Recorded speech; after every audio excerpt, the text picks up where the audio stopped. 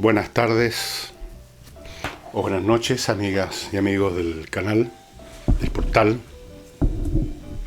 Antes de empezar les quiero preguntar algo para que ustedes me vayan dando su opinión en los comentarios que hacen en YouTube o directamente por mail. Y es que tenemos la idea que estamos examinando de dividir este programa en dos partes por varias razones.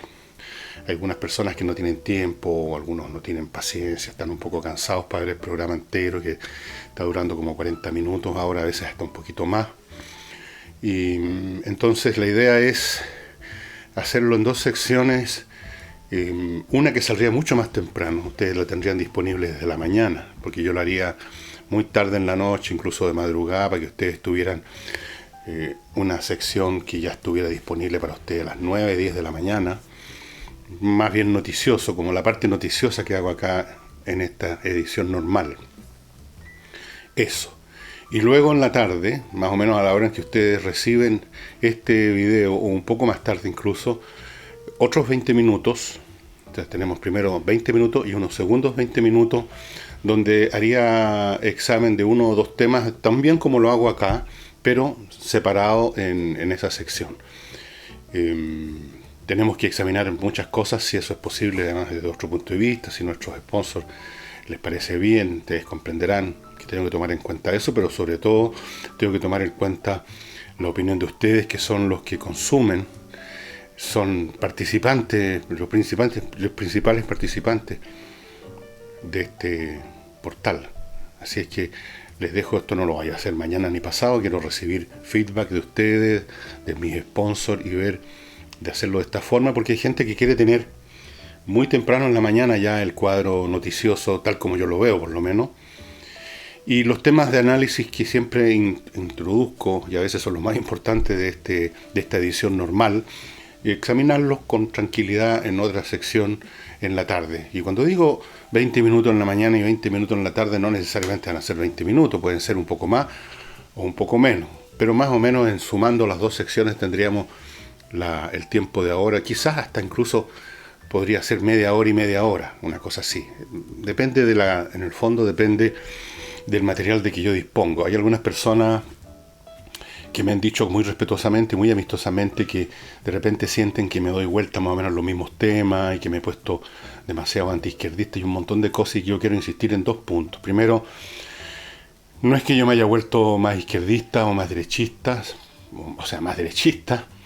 Yo más o menos me he mantenido siempre con los cambios que corresponden a lo que uno aprende con la vida, a lo que uno estudia, a lo que uno ve, pero más o menos me he mantenido siempre en las mismas posturas que podríamos definir como de sentido común en política, de no llegar a las cosas a extremos, de no hacer tonterías, de no pretender cambiar el mundo de un paraguaso, de ir cambiando las cosas una por una, porque las capacidades humanas y colectivas para hacer más que eso son escasas, e intentarlo produce y conduce al fracaso.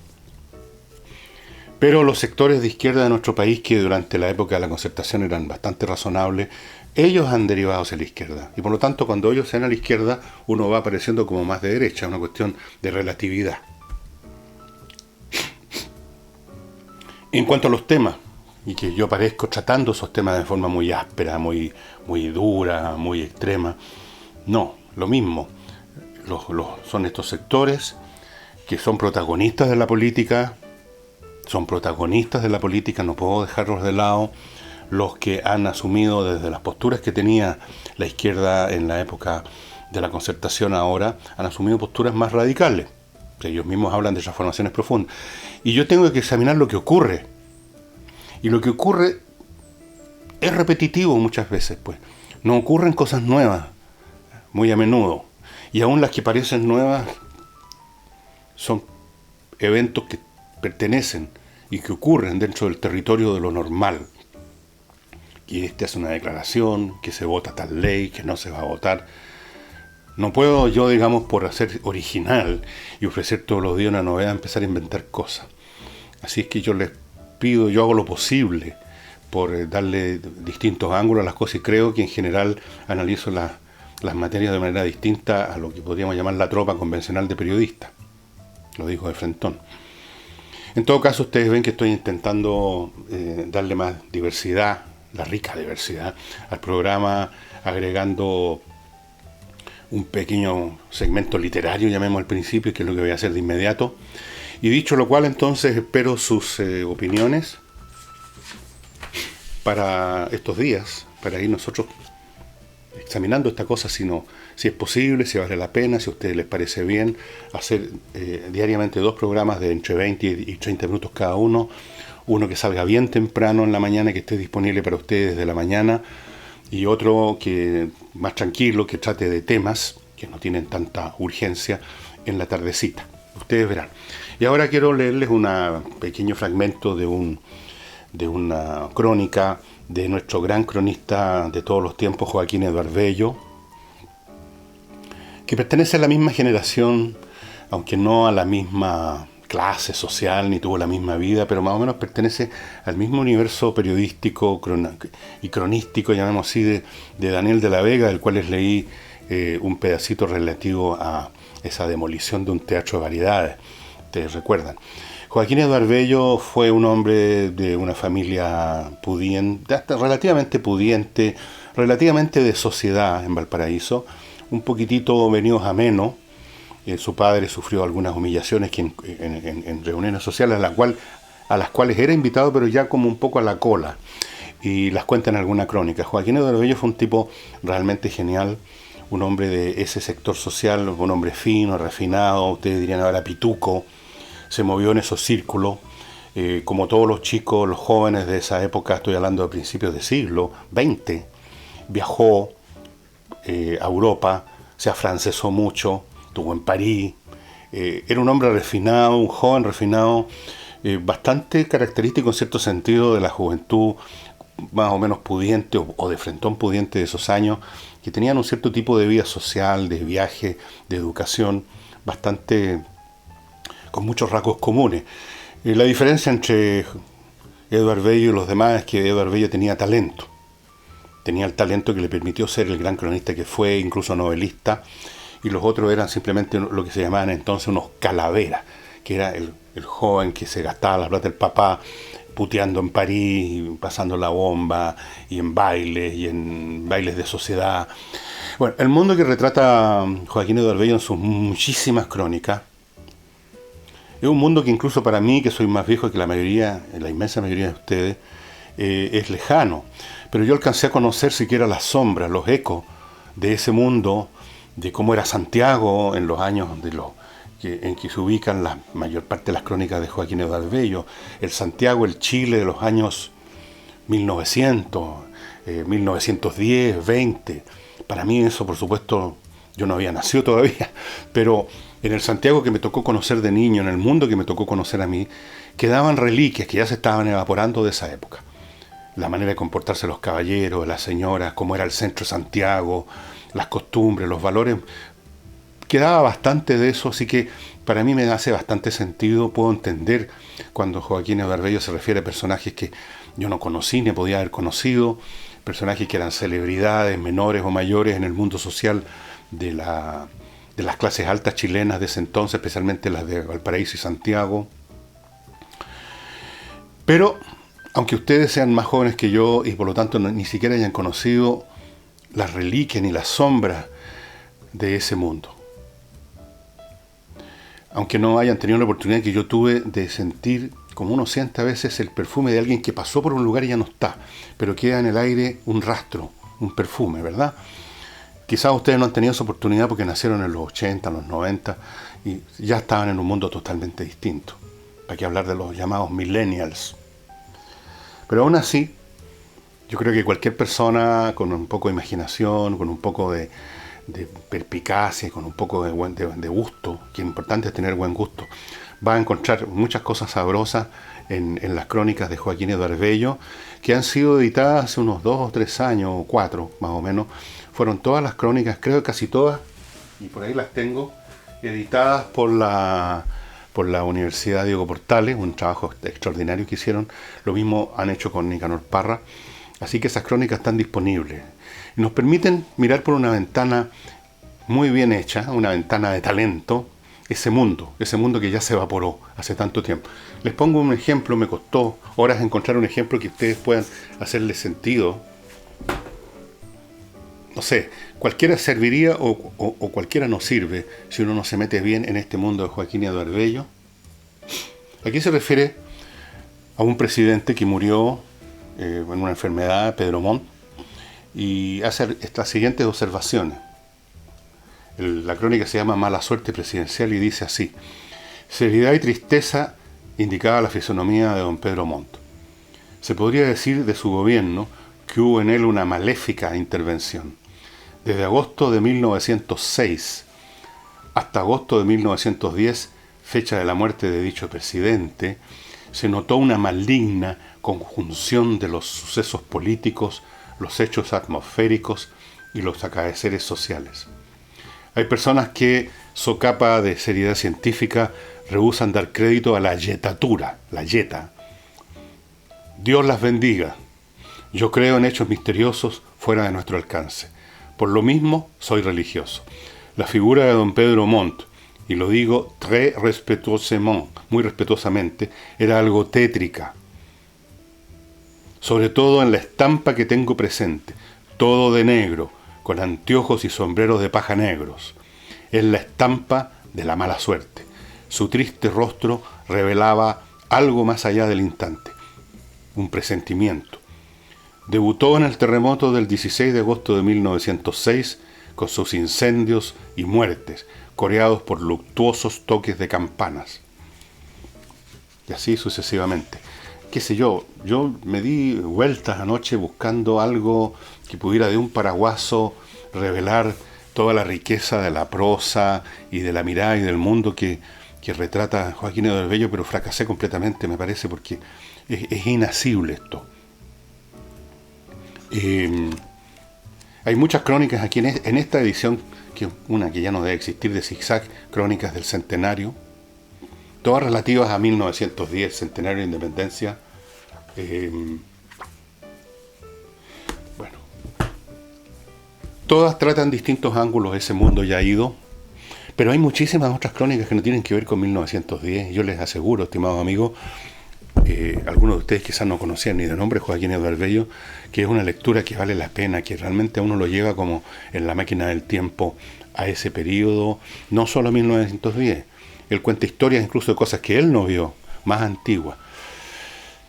Cuenta sus experiencias con infinidad, un desfile interminable de personas y personajes políticos, damas de sociedad, niñas alegres, calaveras, jóvenes ricos, jóvenes pobres, poetas, escritores, hechos, acaecimientos de todo tipo. Era un mundo muy rico y muy variado y muy clasista, si ustedes quieren, y muy aristocrático, pero muy interesante el de ese Chile llamémoslo así, digamos, desde la revolución, o la revuelta más bien, de 1891 hasta, 1930, ya en 1920 ese mundo se empieza a derribar, a caer, con la llegada de Arturo Alessandri Palma, con El cielito lindo, 1920. Luego vienen periodos tempestuosos políticamente, que se manifiestan con golpes de Estado, que algunos gobiernos duraban 2 días, Montero, Marmaduke y Grove, una serie de figuras bastante como de farsa, como de opereta, en los años 30. Ya ese mundo se empieza a desintegrar, después vienen los gobiernos radicales, y es otro Chile el que se está asomando cabeza, del cual también Joaquín Eduardo Bello tiene crónica, un tremendo cronista que tenía en su casa, en una casa situada en un barrio no muy pituco para nada de Santiago, una casa más bien pobretona, viviendo con su señora. O sea, de ser un joven más o menos bien apitutado y de la sociedad, se convierte en un hombre viejo, cansado, en un barrio menor de Santiago. Y como ustedes saben, Joaquín Eduardo Bello se suicidó. No recuerdo exactamente, creo que fue el día de mi cumpleaños, no estoy seguro, pero fue en febrero de 1968, 67, por ahí. Ustedes véanlo en Google. Un gran tipo, un tipo genial. Y ahora paso al programa. Es un programa que hubiera querido hacerlo bastante más largo porque hay un tema que me está dando vuelta y es el tema de los mitos que se construyen sobre toda clase de asuntos a partir de una idea que pudo haber sido completamente falsa o haber tenido incluso visos de verdad, de haber sido una idea razonable, pero que puesta y convertida en un vehículo político, en una expresión doctrinal de un movimiento, empieza a convertirse en una cosa delirante, absurda y ridícula. No sé si tendré tiempo, pero creo que uno de esos mitos, un mito chiquitito, tiene que ver con una persona, que yo mencioné alguna vez. Pepe Mujica, a propósito de las frases que dijo este señor que fue presidente de Uruguay, de la tanqueta que atropelló a unas personas en Venezuela, y que él dijo no hay que andarse poniendo delante de las tanquetas. Así que ahí me acordé de él y hice algún par de comentarios. Pero aquí me llega algo desde Uruguay, de un amigo que ve allá, no lo conozco, pero considero amigo a todos los que ven el programa, y hablando de Pepe Mujica, que se convirtió en un mito en la izquierda chilena, el viejo bueno, el especie como el viejo pascuero de la izquierda, amoroso, amoroso. Bueno, he aquí la historia de Pepe Mujica. Hijo de una familia de parceleros no pobres, sino dueños de muchas parcelas. Solo la abuela materna, la pura abuela materna, dejó a este señor José Roberto Mujica, a su hermana y sus primos, 35 propiedades en Montevideo y alrededores. Por tanto, el expresidente Mujica nace más rico que otros expresidentes, y aquí da una hilera de presidentes que tienen otros orígenes. El presidente más pobre de la tierra, como creo que se clasificaba, no partió de cuna de oro, pero sí de plata. Condenado y preso en junio de 1972 por 4 homicidios, secuestro, robo a mano armada, amenazas, desaparición forzosa de personas y ocultamiento de un cadáver. No se le atribuyó a premios ilegales, porque fue juzgado por la justicia militar de acuerdo con la Ley de Seguridad del Estado aprobada por el Parlamento uruguayo en 1972.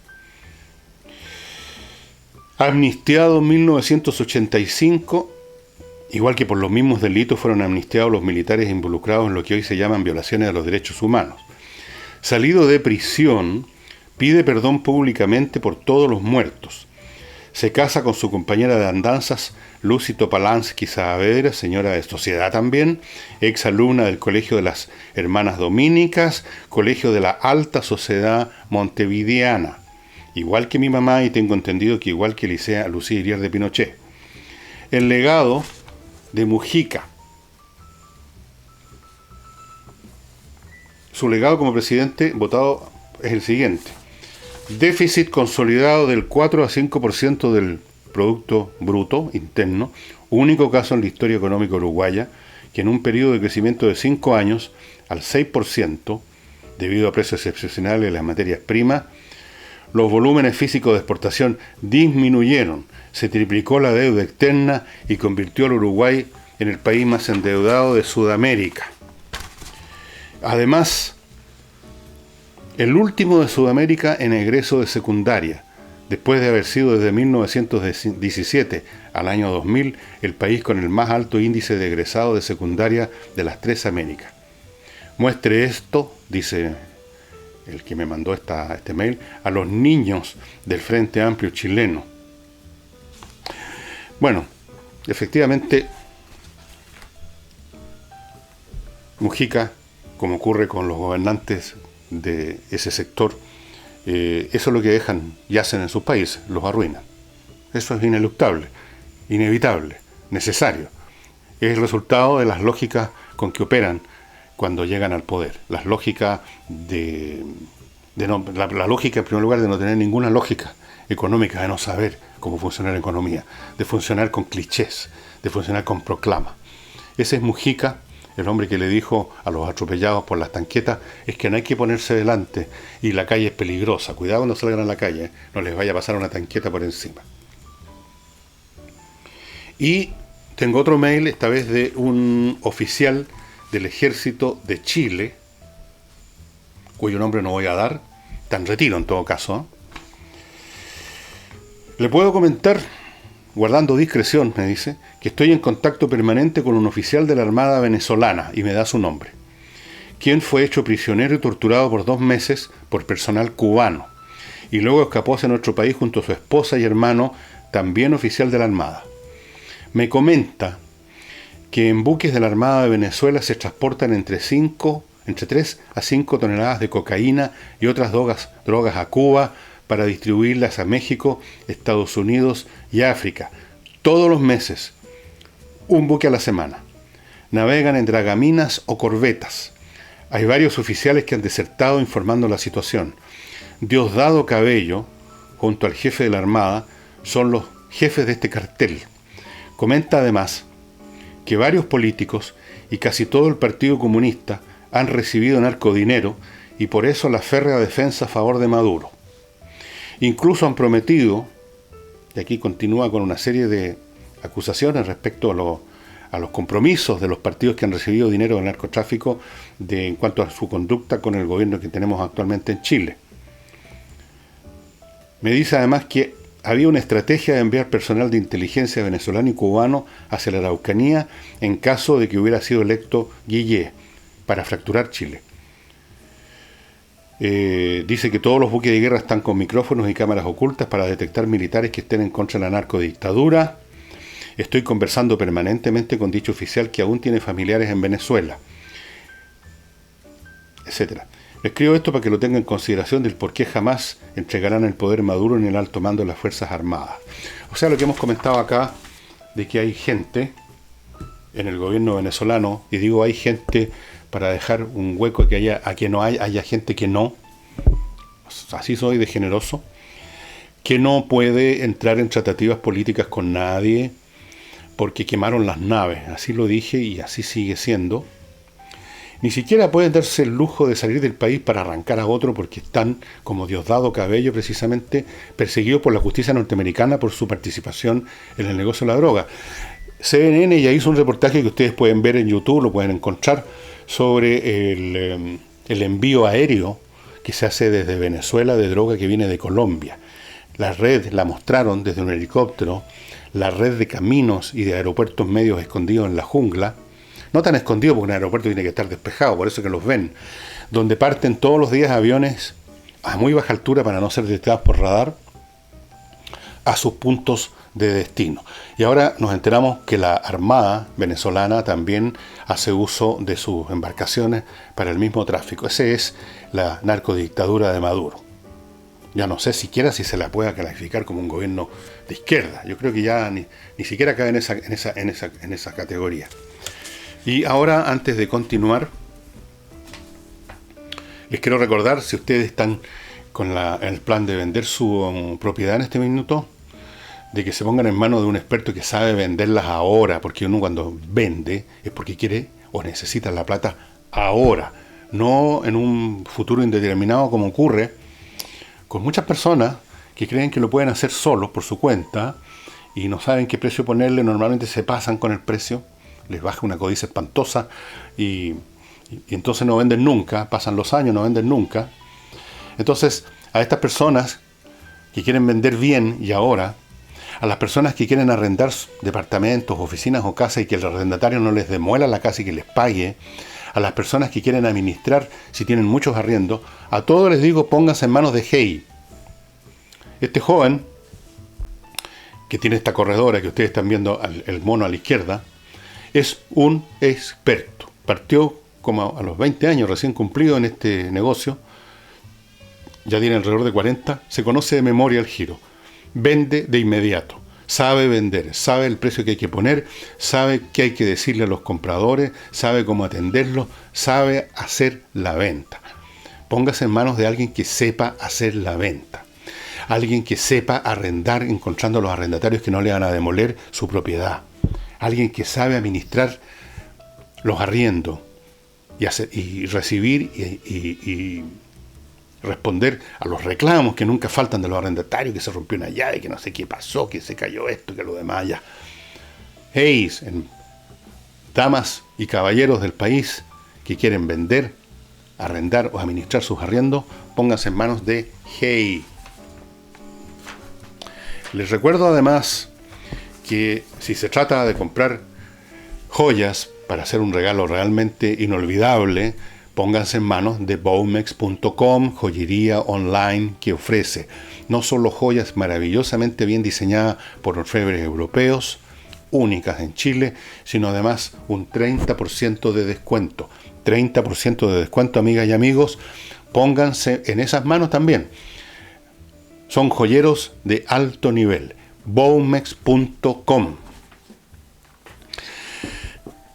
Entrando a otros temas. Yo creo que lo de los mitos tenía todo un análisis, pero parece que no nos va a alcanzar el tiempo.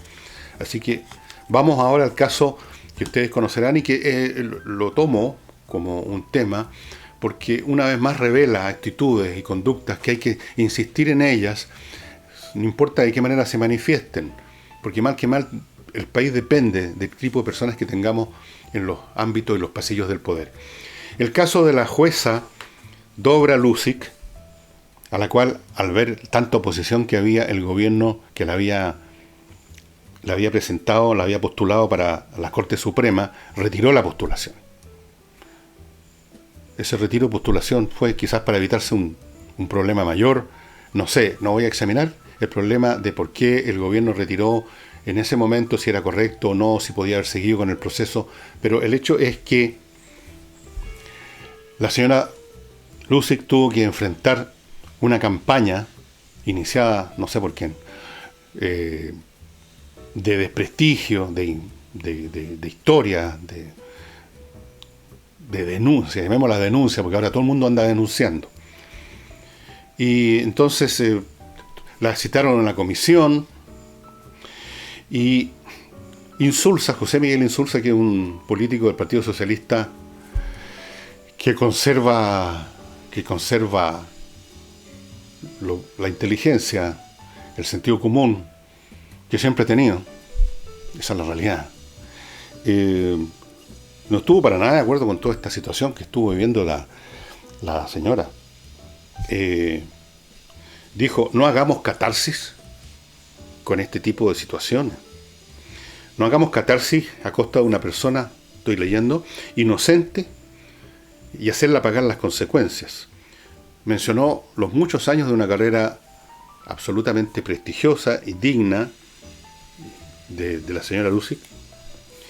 Estos incidentes, dijo Insulza, refiriéndose a la manera como sectores de su sector asumieron, le dieron crédito a las denuncias, a los decires y a los rumores.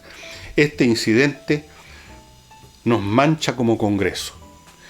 Ahí yo le podría decir a José Miguel Insulza que no se preocupe, que ya está tan manchado el Congreso que una mancha más, desde luego no se nota. Esto es como, no hay manera que se note una mancha adicional.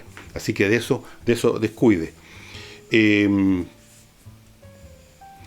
Dijo, nos mancha haber admitido, o sea, haberle dado crédito al bullying contra esta persona con una impecable carrera de 40 años, de 44 años en la judicatura. Dijo que mis colegas o algunos colegas se han dejado llevar por rumores que ni siquiera merecen un comentario. Pero yo le diría ahí, también le haría una corrección a José Miguel Insulza.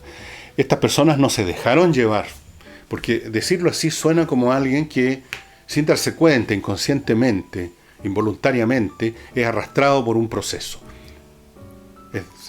Lo arrastran, lo llevan. No. Aquí no se dejaron llevar, José Miguel. Lo asumieron gustosa y voluntariamente, esos rumores, porque era la candidatura del gobierno. Si la señora Lusic hubiera sido una persona del territorio progresista, hubiera sido militante o simpatizante del PPD, del Partido Socialista, cualquiera de esos partidos de demócrata cristiana, no habrían prestado oído a sus rumores, al contrario, se habrían indignado como hicieron con el caso de Baradit, una persona que se dedicó últimamente a la historia, que ha publicado libros muy exitosos, que es muy celoso de la palabra secreto, porque parece que es dueño de la palabra secreto, pero como sea, hubo unas denuncias sobre asuntos que no me interesan y que no conozco en detalle y que me importan un huevo además, y que creo que eran denuncias quizás hasta más graves, no sé, no tengo idea que las de esta señora. Pero en cambio, con respecto a él, La izquierda saltó como araña a defenderlo inmediatamente. Y consideraron las denuncias como un abuso, como una porquería, como una cochinada, y lo defendieron, y lo siguen defendiendo porque es un hombre de su sector. Pero la señora Lusig no es de su sector, y era presentada por el gobierno, y eso es un pecado imperdonable. Entonces prestaron voluntariamente oído a esas denuncias, a esas acusaciones. No es que se hayan dejado llevar, no hay gente que la engañan con una versión de las cosas, y mientras la tienen engañada la llevan a una postura. No, asumieron ganosamente eso como pretexto para torpedear la candidatura de la señora Lusig, porque era la candidatura propuesta por el gobierno. Punto. No pertenecía a la tribu de vida, al pueblo elegido de los progresistas. Así es que, para joderla. Y respecto a esto, el señor Quintana, que como ya he dicho otras veces, no es precisamente un genio deslumbrante, cantinflió de lo lindo, tratando, después de darse el gusto de ver reventar la candidatura de Lusig, tratan de esconder la mano. Entonces dijo, pero realmente cantinflió. Yo no le entendí lo que dijo. Esta es una situación como que debe ir más allá de los méritos y la trayectoria que tiene la persona. ¿Cómo? ¿No se supone que estos cargos tienen que ver justamente con la trayectoria y los méritos? ¿Cuál es ese más allá al cual debe irse en el examen de la candidatura? ¿Por qué no nos explica cuál es ese más allá? ¿Se refiere al otro mundo? O sea, está reconociendo implícitamente el señor Quintana, este genio deslumbrante, que la señora Lusig tenía méritos en su carrera, en su trayectoria, pero había que ir más allá, al más allá. ¿Cuál es ese más allá? Que está más allá de los méritos de la trayectoria. No hay explicación, porque no existe explicación. Simplemente él agarró unas cuantas palabras y las hiló así con hilván y las puso en fila para decir alguna payasada. Dijo además que se debe ser más riguroso y transparente. ¿Qué quiere decir con eso? O sea, ¿no fue riguroso en el examen el gobierno de la candidata? ¿No fue riguroso el señor Insulza cuando habló de los 44 años de una carrera impecable? ¿A qué se refiere con riguroso en qué? ¿En la militancia política? ¿Ese es el rigor que hay que tener? Y después terminó sus cantinfladas con una que ya le habría dado vergüenza hasta a Mario Moreno. Esta fue la propuesta del gobierno y por lo tanto lo que hace es retirar la propuesta. ¿Cuál es la lógica de esa frase? Por favor, explíquenme. Repito, fue la propuesta, la señora Lusig, fue la propuesta del gobierno y por lo tanto, o sea, en consecuencia significa eso, lo que hace es retirar la propuesta. ¿En qué sentido el presentar una propuesta tiene como consecuencia retirar la propuesta? ¿Cuál es el mecanismo lógico, el silogismo ahí? Y dijo finalmente el señor Quintana, porque parece que estaba inspirado, que es preciso subir el estándar en este tipo de nominaciones. Bueno, señor Quintana, el estándar ya lo subieron ustedes, pero es el estándar de la malicia y de la hipocresía. Ese estándar lo suben todas las semanas. Todas las semanas nos dan un nuevo ejemplo de lo creativos que son ustedes en subir el estándar en esos aspectos, en la malicia, en la mala voluntad, en la mala leche y en la hipocresía. Mire, eso de ir más allá de la carrera profesional, el más allá de Quintana. Creo que voy a escribir una columna sobre eso porque lo encuentro maravilloso.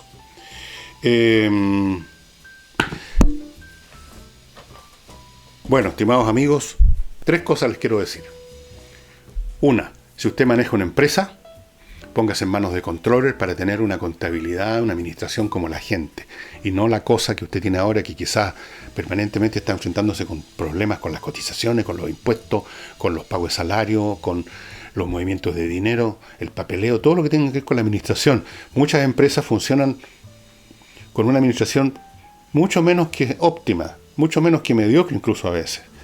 Y se enfrentan permanentemente con problemas, que no pagaron las cotizaciones, que se atrasó esto, que llegó una carta de impuesto interno, que tenemos un problema, que nos acaban de demandar por una cuestión, por otra. La administración es complicada. Póngase en manos de Controller S.p.A., una empresa formada por expertos que usan el mejor software del mundo y sobre todo su experiencia de 20 años en grandes empresas internacionales para hacerse cargo, para asesorarlo en la administración de su empresa. Empresas grandes, chicas, medianas, de todos los tamaños, ellos se hacen cargo, hacen una evaluación inicial gratuita acerca de su organización y ya en ese momento le están dando a usted ideas para mejorarla. Controller SPA. Salga de los problemas, haga funcionar su empresa como la gente.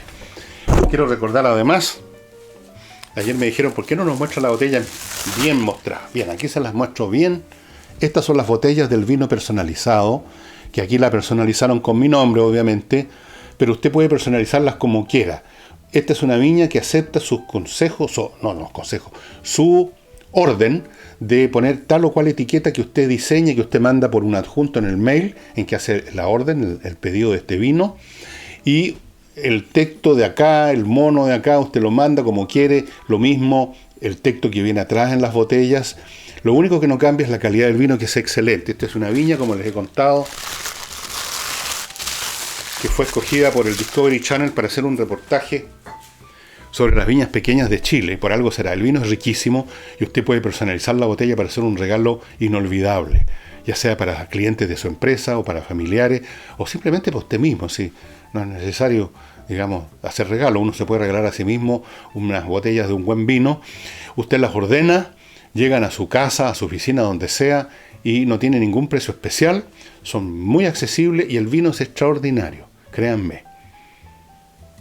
Vino personalizado, ahí están los datos para que se pongan en contacto, manden el mail con la orden, con el diseño que ustedes quieren. Usted puede sacar ese diseño del internet, puede ser un diseño suyo, de su hijo, o puede pedirle a la gente de la viña que le muestre ya el stock de diseños que tienen y usted escoja alguno, como usted quiera.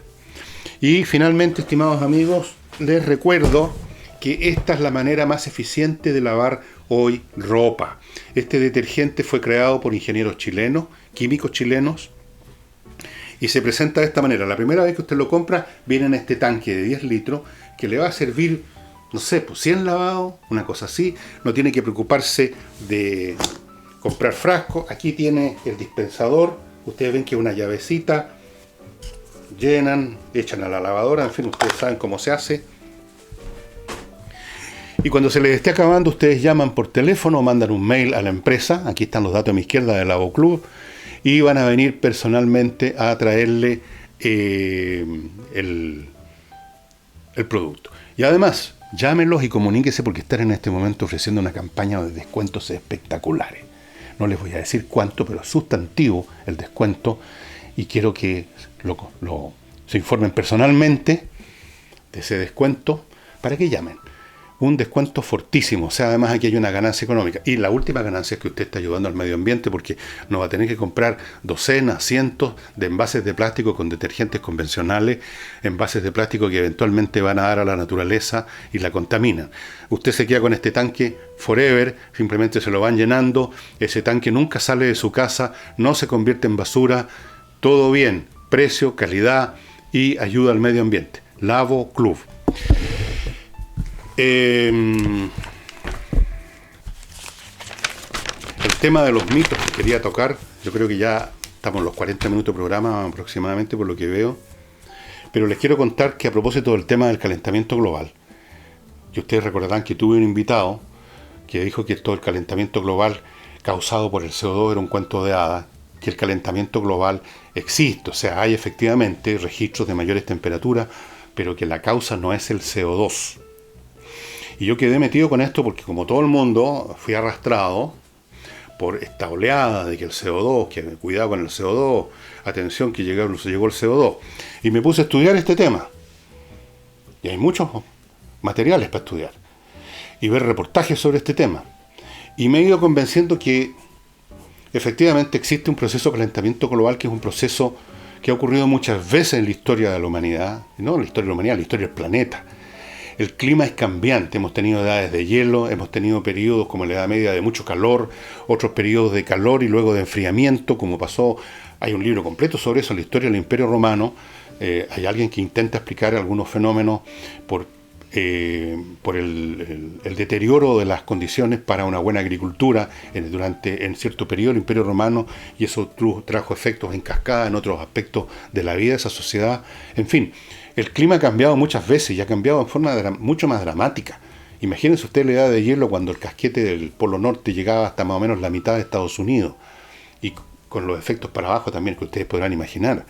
Hemos tenido edades de hielos en miniatura, siglo XVII y XVIII en Europa. Hemos tenido etapas de mucho calentamiento, como digo, en la Edad Media y otros periodos históricos que no hay, de los cuales no hay registro. No habían oficinas de meteorología en la época de los cretenses o de los egipcios. Entonces el calentamiento o el enfriamiento, el desecamiento o las inundaciones son cambiantes, y al parecer la fuente principal, la mega fuente de estos cambios, como corresponde a cambios de tan grande escala, son también fenómenos de gran escala y no la emisión de un gas que constituye una fracción casi imperceptible del total de gases de la atmósfera. Las grandes fuentes son la Tierra misma, con los procesos internos, el magma, procesos bastante complejos y que ahora tienen preocupados a los geólogos por temas que voy a hablar en otro día, y sobre todo el Sol, estimado amigo, ahí lo tenemos, el Sol, que es una bestia, Hay periodos de gran actividad solar que generan una mayor radiación de energía hacia la Tierra, hay periodos de menos actividad solar. El Sol es una entidad viva, es una entidad casi monstruosa, es el dador de vida, pero también puede ser el dador de muerte. Y ahí estaría, probablemente, posiblemente, la causa, una de las causas, porque estas hay factores que se entrelazan en forma muy compleja unos con otros, hay iteraciones muy complejas.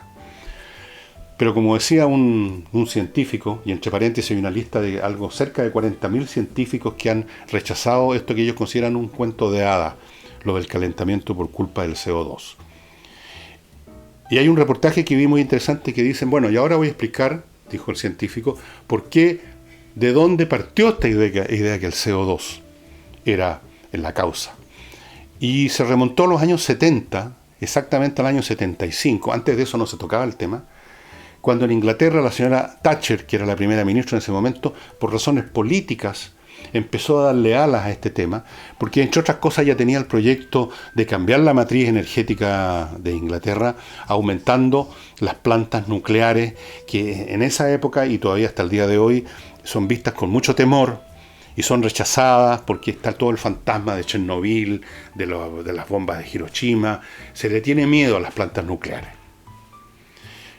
Entonces ella quiso buscarse otro Satán. Y ahí hubo un científico que en un momento dado había escrito un artículo sobre que parece que el CO2 podría servir para calentar la Tierra, porque en ese momento el temor era de que se estaba enfriando la Tierra. Entonces dijo, bueno, pero quizás en una de esas la producción de CO2 nos va a ayudar a mantenerla un poco más calentita.